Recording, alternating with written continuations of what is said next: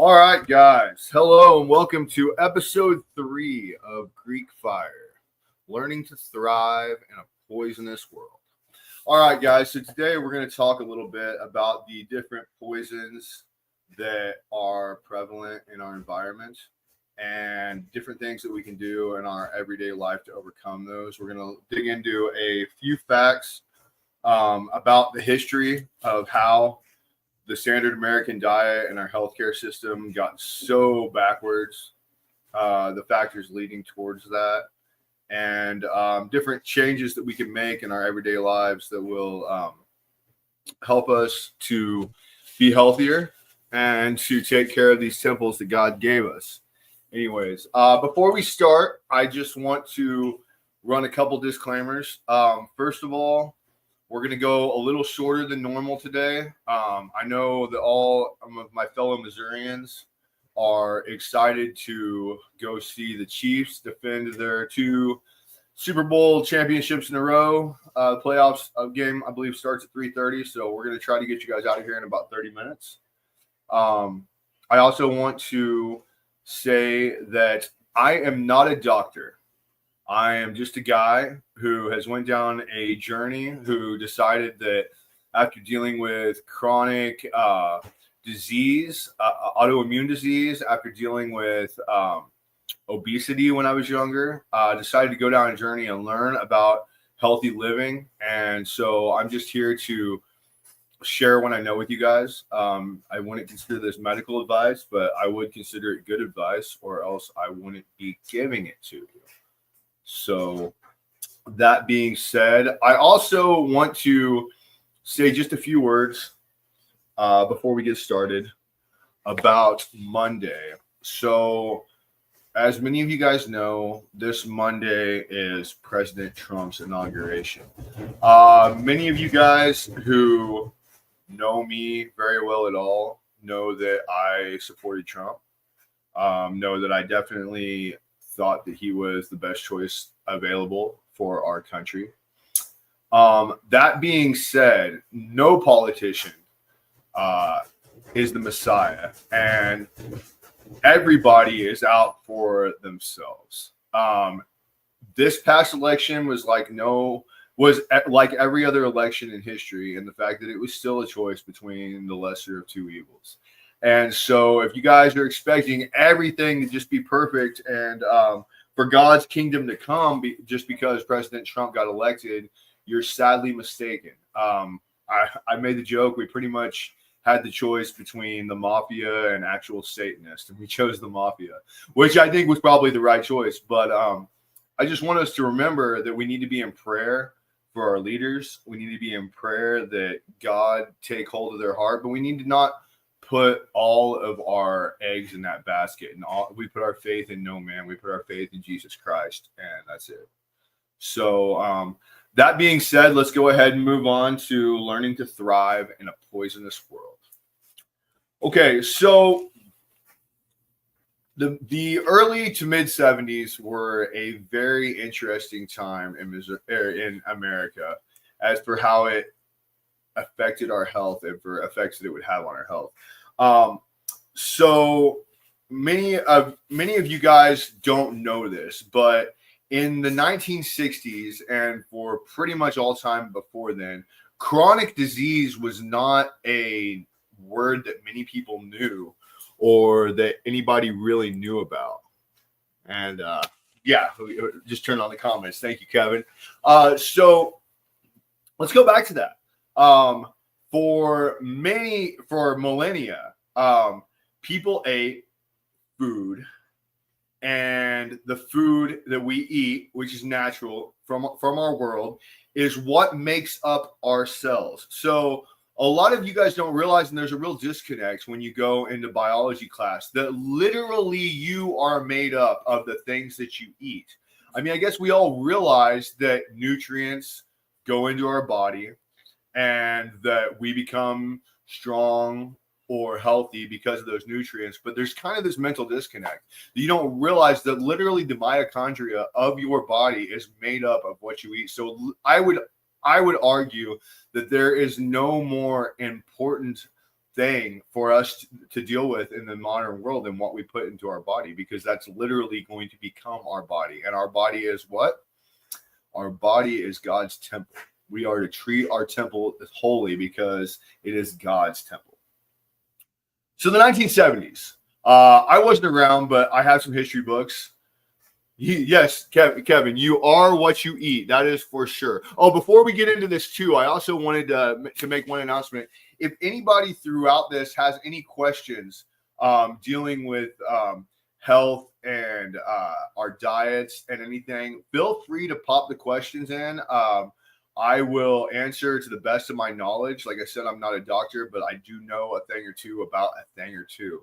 So going back to the 1970s, there were a lot of studies that came out in the mid 70s that were not very convenient to big tobacco. If any of you guys have ever seen like the old ads from the 50s and 60s, like the Philip Morris ads, smoke this, you'll feel better. You know, it's really one of my favorite shows, Mad Men, kind of dives into this, where they actually take on the account, they're advertising execs, and they take on the account for Lucky Strike. And they say, we can basically say whatever. It's toasted. You know, they can say whatever they want. Well, when these advertisements or when these studies came out, they were very, very harmful to the tobacco company's bottom line, because all of a sudden there was scientific proof that tobacco was bad for you. I know it sounds like something that now we would say, well, yeah, duh. But for a long time, that was just kind of like, that was considered pseudoscience to say that tobacco was bad for you. So anyways, in the 1970s, you will see a correlation. So the strange thing is as these advertisements came out, or as these studies came out saying that tobacco was bad for you, oddly enough, Philip Morris and R.J. Reynolds, the two biggest tobacco companies in America, started buying up food companies. They bought up Kraft. They bought up Nabisco. They bought up several other of the major food companies that you guys see in the grocery stores every day. And what they did, in essence, was move all that research and development money, move all of the scientists, move all of the advertising dollars from making you addicted to cigarettes to making you addicted to high calorie, high carbohydrate, ultra processed foods. Okay, now I say ultra processed foods. Let's dig into that. Okay, so the definition of a processed food is any food that goes through a process before you eat it. So technically, you can say a steak, when it is cooked, is processed. Ultra processed, on the other hand, basically takes the food and makes it no longer discernible to the naked eye as to what the original food normally was. So a good litmus test, I think, if you were to take let's say a tribe of Aborigines in Australia who have never seen modern culture, have never seen advertisements, have never seen a Pop-Tart, and you were to put a Pop-Tart in front of them, would they be able to ascertain that Pop-Tart came from the grain that was growing out, wild in their fields? The answer is probably not. Ultra processed foods are not real food. They are food products, and many of them will say food product. For instance, if you ever see advertisements for Kraft singles cheese, they say compared to other singles when they're talking about the health benefits of their food. They won't say compared to other cheeses. You know why? Because it is not a cheese. It is a cheese-like product. It is a food-like product. And we've come to a place to where at this point in time, over 70% of the American diet is made up of food that is not real food. And why have they done this? Well, there are a few reasons why. One could say that there were altruistic reasons. One could say that we have a population that just couldn't be supported by real food. So they had to find these ways to feed all of these populations. Overpopulation is a thing, isn't it? Well, is it? Studies have shown that all of the population of the world could live in Alaska and be just fine. So no, overpopulation can't be it. So maybe it was for health reasons. Maybe these ultra processed foods were healthier. Well, let's look at disease rate. Let's look at obesity rates since ultra processed foods became the norm in America. Would anybody who knows anything about health or about history say that we have, like I said earlier, chronic disease was basically an unknown thing before the 1970s? Obesity, look at some old pictures. How many obese people do you see? Pictures before the 70s, hardly anybody. And these were on diets made of 50% saturated fats. So that's not it. Could it be that companies work in what's called synergy? Could it be that the pharmaceutical industry, who funds the medical schools, who make money off of these chronic diseases that didn't exist really, existed very rarely before the early 70s, could it be that they work in conjunction with these processed food companies to make cheap, addictive, and terrible food-like products for you that will lead you to be unhealthy, lead you to have to go to their doctors, lead you to have to take their pills, lead you to have to be on medicine for the rest of your life? You know, today, so some interesting facts. So since the 1970s, the average age for boys to hit puberty has increased by 2.5 years. In that same amount of time, the average age for women to hit puberty has dropped 3 years. So what we've done is we've created a 5-year gap between men and women as far as when they mature. Women mature much faster. Men mature much slower. All you got to do is drive by a high school and you can tell this in a heartbeat. So why would that be? Well, as we know, feminism has become rampant in America. Feminism started out with some very good points, with very good things. You know, they were actually trying to help a minority in this country that needed to be given rights. Since then, it has become, or at least factions of it has become, very ultra anti-man, anti-masculinity. You know, we've all heard the term toxic masculinity. You know, I don't need a man. You know, it's funny. They don't need a man, but they go to work in buildings that men built, on roads that men built, in cars that men built, but they don't need a man. Besides that, our society has become very anti-testosterone. Testosterone is the hormone that basically differentiates men from women. Women do have testosterone, but at very, very smaller doses than men have. And the men's testosterone level has correlated with the rise in processed foods and severely dropped. The average testosterone level in grown men has severely dropped since the 1970s. And that is due to mainly the pharmaceuticals that are prescribed highly and to the processed foods that are highly estrogenic that we take, that we eat. Okay, so interesting. In the last 10 years, more people have died from too much fake food than from starvation. You know, we talked about, is a population crisis? Do we just have to feed people? There are many more people who die from complications from eating these over high calorie dense foods than ever die from starvation. So that's absolutely not it. There are a few major players. Sugar. So sugar was never really supposed to be a large part of our diet. Now, sugar from the cane and sugar from fruits in small doses is a good thing. And people have been using it for hundreds of years, but it was never mass farmed. Okay, so take, for instance, fruit. So it always cracks me up when people say, oh, I'm drinking fruit juice, I'm healthy. Okay, well, in that small, let's say 6-ounce glass of fruit juice that you have the sugar from about 20 pieces of fruit, more fruit than you would ever eat. Let's say apple juice. Not only that, but whenever you get rid of the brine, of the husk, of all the fiber that actually makes your body excrete a lot of that sugar, you have a combination of just terrible health benefits. Fruit juice is not healthy for you. Then that's not even counting the extra sugar that's added in. Sugar is, I would say, probably the most destructive drug that we take today, and I'm including illicit drugs in that. Another really bad, major bad actor in this would be seed oils.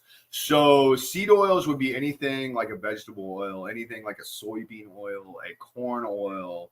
High fructose corn syrup falls into both categories, so it's extra bad. But seed oils started with Crisco. Before Crisco, people mainly cooked with tallow and butter, and they, like I said, had very little chronic disease. It basically never happened. You would take medicine whenever you had something wrong with you. It would fix whatever was wrong with you, and you go back to not taking medicine. Your grandparents did not start taking 5 pills a day when they were in their 40s. I mean, it's crazy how many people, young people, are on pills that they think they have to stay on for the rest of their lives today. And you got to look at who benefits. Well, the people selling the pills, that's who benefits. So seed oils were actually created as an industrial lubricant. They were lubricants for machines during the early industrial age. And they basically what they were is they were waste product. They were leftover waste product. To begin with, they use whale fat for machine lubrication, and whales started becoming scarce, and so they found it's kind of the same way that gasoline was come up with because it was a waste product of petroleum when they would make kerosene. The same idea. So they had these seeds laying around, and through a highly processed protocol, they ended up making these seed oils, and they came out with Crisco, and they did all these mental gymnastics to make you think that it was actually healthy. Another thing that happened in the 1970s is the food pyramid came out. Now, my problem with the food pyramid is it's completely upside down. So we need to take everything on the food pyramid and basically turn it around. Remember, as a general rule, if corporations and the government are telling you something, it's probably not the right thing. I think we all know by now that this world is set up to lie to us. This world is ran by Satan, who is the king of all liars. And that's what he does, is he deceives. And so that's just a little bit of history about the history of the poisons in our food. Another big one is fluoride. So fluoride has been used by 3 major civilizations in recent history. Fluoride was used by Nazi Germany and by the Soviet Union. Those two used it for pretty much the same purpose. They were used to give prisoners in concentration camps and gulags to make them docile, to keep them from getting riled up and make them easy to control. And then we use it in our city water to help our teeth. Yeah, definitely not to make us easily manipulated, easily controlled, docile citizens. It's definitely for tooth care. So now we get a little bit of an understanding and a backing, and we kind of understand how the cards are stacked against us. I mean, 70% of our diet is made up of processed foods. For a lot of people, these are the cheap, affordable foods, and they find themselves just getting more and more obese, more and more unhealthy. There are more chronic health problems every day, and a lot of people really have no idea where to start. I think let's see. Jim says the Food and Drug Administration are basically one entity as it stands. The food industry poisons you through food. The drug industry tries to compensate the side effects with no healing. From what I understand, they're going to be straightened out with our new administration. Well, yeah, absolutely. And Jim, I hope that's true. I've got a lot of I hear a lot of good things from RFK Jr. and hopefully that's true. But like I said at the beginning of this, never underestimate the deep state, and never underestimate, we can't put our faith in any men. We still have to be proactive and make good decisions ourselves. Another thing I would throw in there is I don't want to get us banned. So a B word starts with B and ends with scene. If you guys do a little more research, in the mid 80s, not long after the diet started to become highly processed, all of the companies that made the jabs for different things started going out of business. And if you look, I don't have the information in front of me, but there was a bill, I can't remember the name of the bill passed, but the bill basically gave drug manufacturers complete immunity from prosecution for any vaccine injuries. Now, if something is totally safe and there's no nefarious reasons, then why would you need insulation for prosecution? It's literally the only product on the market that is completely immune from people being able to sue because of injuries. But anyways, this is not about vaccines. So what I want to do is I want to give you guys some, let's see, Jim says, RFK Jr. plans on straightening the situation out. Like you said, you're info one talking about, and you can read over and express in the future. Thanks for bringing up this topic. Yeah, absolutely. Yeah, I know a little bit of RFK, and I really hope that he's allowed to do everything he wants to do, because I really think he comes from a good place, and he's a Kennedy. So I would venture to say he probably knows the inside baseball, and that makes it very dangerous to them, because the Kennedys are one of those families that have been linked with that secret society, which shall not be named. They seem to be their sacrificial lambs. But yeah, I think RFK Jr. has really good intentions. I think he has really good ideas. And I'm really hoping that this administration follows through on half of what they say they're going to do. And if they do, I think, honestly, we could have dug up the 20-year-old corpse of Ronald Reagan, and that would have been a better president than Kamala Harris. So I feel like we're going to be in the positive either way. But let's see. Jim says he has a lot of information on ivermectin and fenbendazole that I will also share with you. Okay, cool. Thank you, Jim. So what I really want to do today is I want to give you guys some healthy pointers on some ways that you can start making small changes to make your body healthier. I will tell you guys, I came from, so my mom, many of you guys have met her. She's a wonderful lady. She's actually kind of went on this journey a little bit ahead of me. My mom has slowly coming more over to the natural food side, and I've learned a lot of things from her. But, growing up in the 80s and the 90s, we basically trusted that what we heard. And I actually I was overweight. I was overweight up until about junior high. I can remember coming home from school and eating barbecue chips with ketchup and watching cartoons. And it's funny because now that seems awful to me. But so what kind of changes can we make that are reasonable, that we can do, that we can stick with, that will make us healthier? So number one, the first thing I would do is I recommend everybody take a sugar fast. So as many of you guys know, I do a carnivore diet. I'm not going to recommend a carnivore diet for everybody. The reason being, I think it's really hard to stick to. And I think for a lot of people, average, that aren't in the gym every day, that maybe get in a workout and some exercise a couple times a week and everything. I think a carnivore diet is kind of overkill. Now, what it can be really good for is an elimination diet, especially if you have autoimmune disease.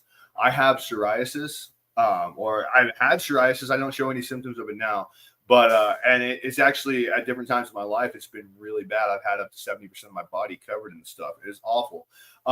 What a carnivore diet does is it cuts out basically any high inflammation foods and gets you down to the root, so that then you can from there add back on things slowly at a time and pinpoint what might be causing the inflammation, what might be causing the adverse health effects that you're experiencing.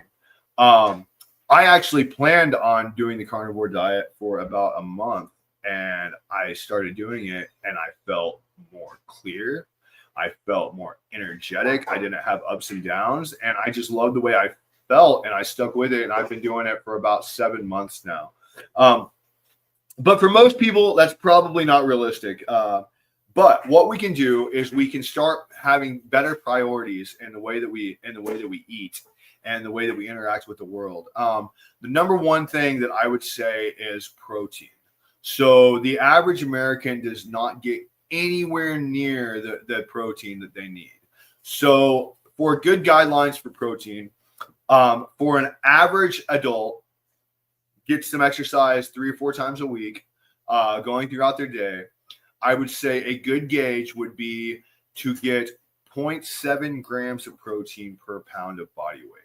So what that means is for a 200-pound man, you need to shoot for about 140 grams of protein per pound of body weight. Now, a good way to do this, I think, is to have, with every meal, make sure you have a piece of protein. So every meal should have some protein with it. And every meal, and you can pretty much gauge.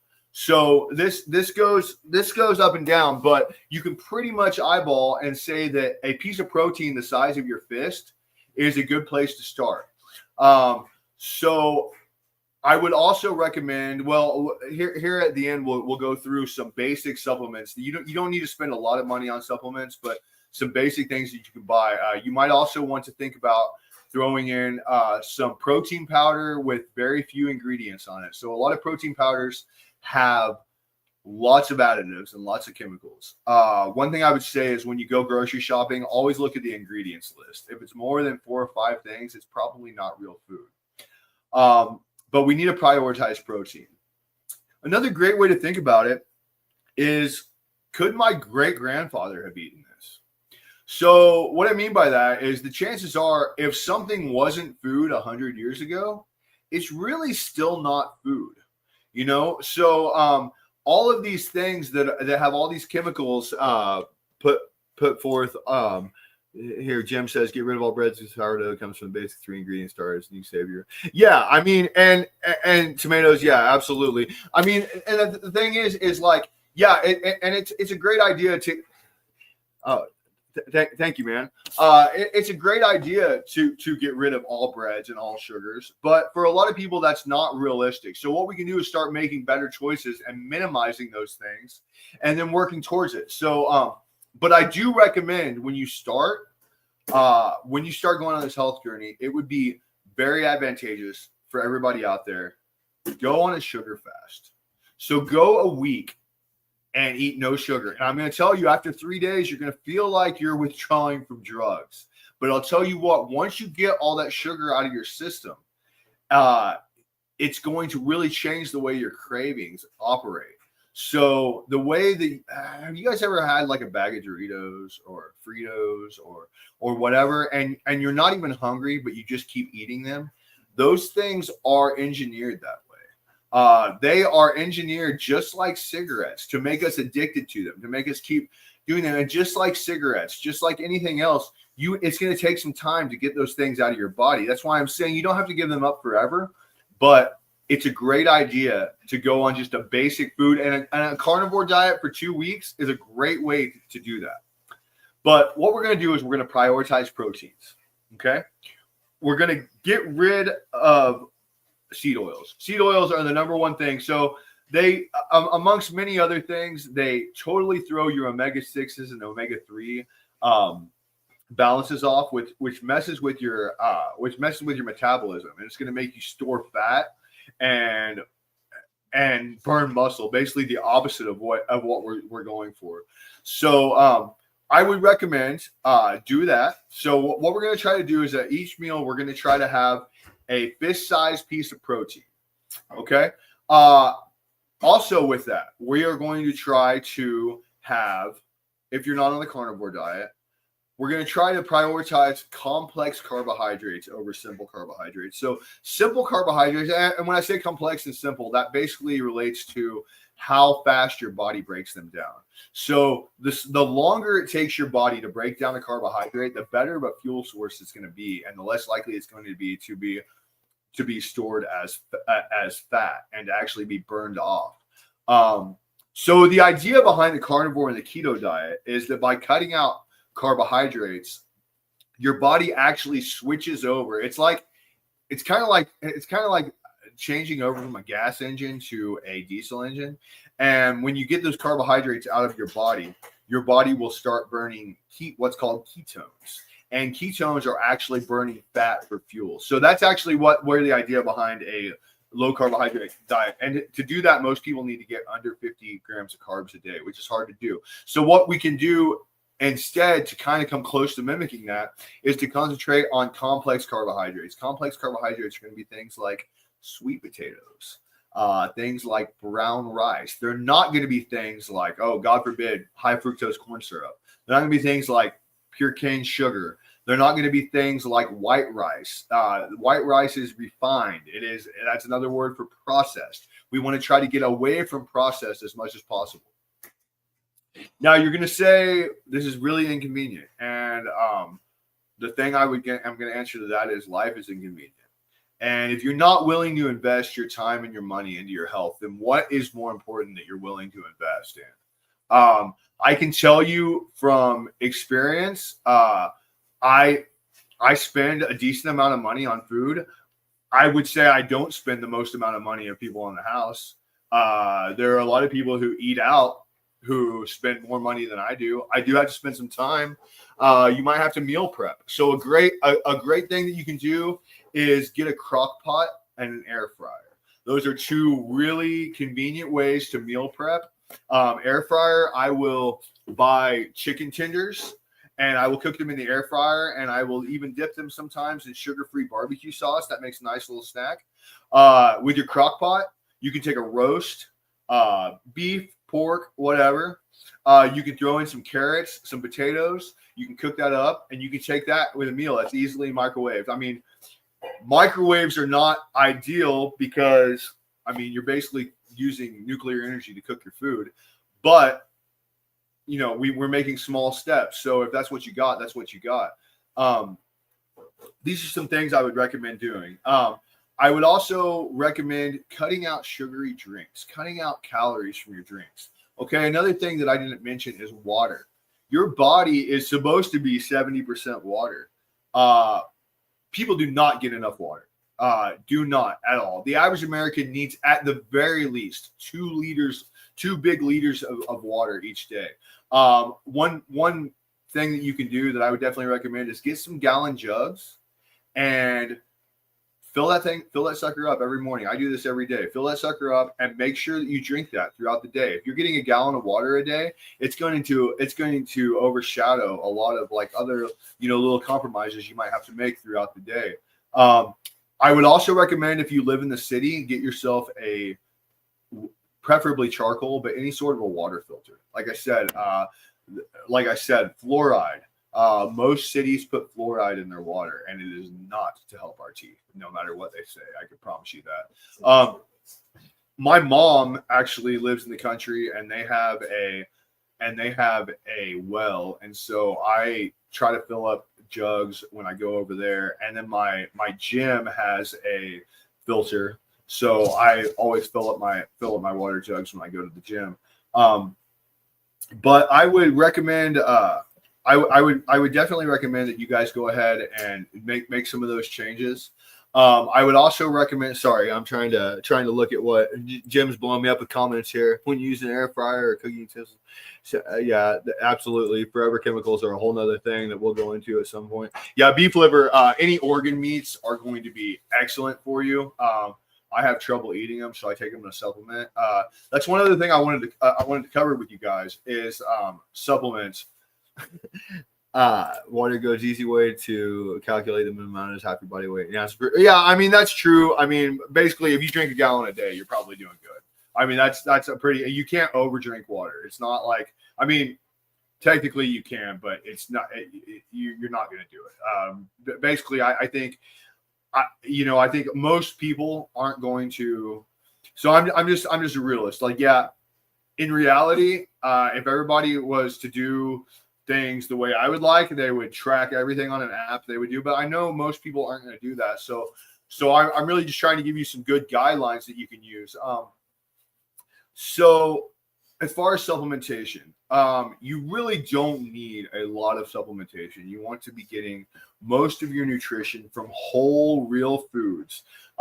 When you go into the grocery store, you want to try to stay on the outer edges of the grocery store. There are a few exceptions, but for the most part, if you're on an outer wall of the grocery store, you're going to be good. And if you're in an aisle, you need to be somewhere else. By what I mean by the outer wall. So think about it. Go through a grocery store with me. So you got your produce, you got your eggs, you got your dairy, you got your meat. What else do you need? I mean, that's really about it. There are some things. So like I will go into the shelves to get tuna. Sometimes that's one thing. And yes, technically it is packaged. I will always get it in water and never in oil. So going back to supplementation, so there are some supplements that I think for pretty much everybody are a good idea. Number one, a protein powder. Like I said, try to get something with 5 or fewer ingredients. I would recommend a whey protein powder. So all whey means is it's made from milk isolate. I use IsoPure 100. I know that if you pay attention at Greene County and Christian County discount freight, a lot of the times they will have damaged goods. You can find protein powders there, and very cheap. I've got a bunch of bottles in my room right now of Whey Isolate 100. It's about 24 grams of protein per scoop that I paid $10 a tub for. So another thing that I think is great for pretty much everybody is creatine. Creatine first really became on the scene in the 90s, and but it's prevalent in red meat. If you eat a diet high in red meat, you're going to get better levels. But what creatine does is it's gonna cause your body to absorb more water. So your muscles are gonna hold more water. Your muscles are gonna feel fuller. They're gonna be thicker. It's really got no adverse side effects. One or two other things that I would recommend: omega-3s. So most of us don't get enough omega-3s in our diet. I talked earlier about the seed oils. So your body is supposed to have a very positive ratio of omega-3s to omega-6s because of not eating a diet high in omega-3s and eating a lot of seed oils. Most of us have the exact opposite thing going on, and that wreaks hell on your metabolism. That's going to cause you to hold on to fat and to not build muscle, which is the opposite of what most of us are going for.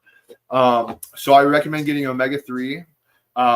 Another thing that's a great idea is a good probiotic. So you want to look for something with at least 50 million, I think it's 50 billion parts per IUs, whatever that is. But any good probiotic, all these years of eating processed junk has thrown off most of our gut microbes.